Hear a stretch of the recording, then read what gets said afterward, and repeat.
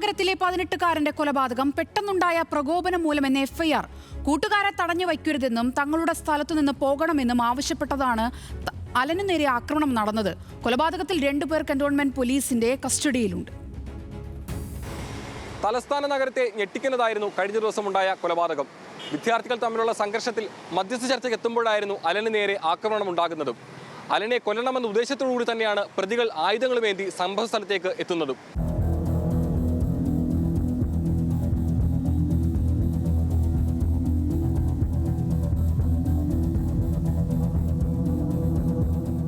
Football കളിയുമായി ബന്ധപ്പെട്ട് നഗരത്തിലെ സ്കൂളിലെ വിദ്യാർത്ഥികൾ തമ്മിലുണ്ടായ തർക്കം ഇരുവിഭാഗങ്ങൾ ഏറ്റെടുത്തതാണ് സംഘർഷങ്ങൾക്ക് തുടക്കം.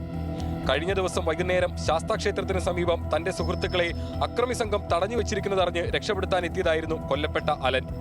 സുഹൃത്തുക്കളെ വിട്ടയക്കണമെന്നും വഴിയിൽ നിന്ന് മാറി നിൽക്കണമെന്നും ജഗതിയിൽ നിന്നെത്തിയ സംഘത്തോട് അലൻ ആവശ്യപ്പെട്ടതോടെ അക്രമികൾ പ്രകോപിതരായി. സംഘത്തിലെ ഒരാൾ ഹെൽമറ്റ് കൊണ്ട് അലന്റെ തലക്കടിച്ചു.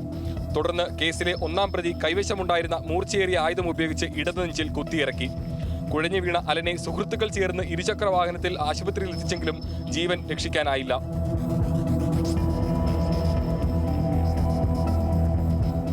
സംഭവ സ്ഥലത്ത് ഫോറൻസിക് സംഘം നടത്തിയ പരിശോധനയിൽ മർദ്ദനത്തിന് ഉപയോഗിച്ച ഇരുമ്പ് വടി കണ്ടെടുത്തു. അതേസമയം കന്റോൺമെന്റ് പോലീസ് കസ്റ്റഡിയിലെടുത്ത ജഗതി സ്വദേശികളായ സന്ദീപ്, അഖിലേഷ് എന്നിവരെ വിശദമായി ചോദ്യം ചെയ്തു വരികയാണ്. സംഘത്തിൽ ഉൾപ്പെട്ട മറ്റുള്ളവർക്കായി തിരച്ചിൽ ഊർജിതമാക്കി. വലിയവിളയിലെ ബന്ധുവീട്ടിൽ പൊതുദർശനം നടത്തിയ ശേഷം അലന്റെ മൃതദേഹം വൈകിട്ടോടെ മുട്ടടയിൽ സംസ്കരിച്ചു. ന്യൂസ് മലയാളം, തിരുവനന്തപുരം.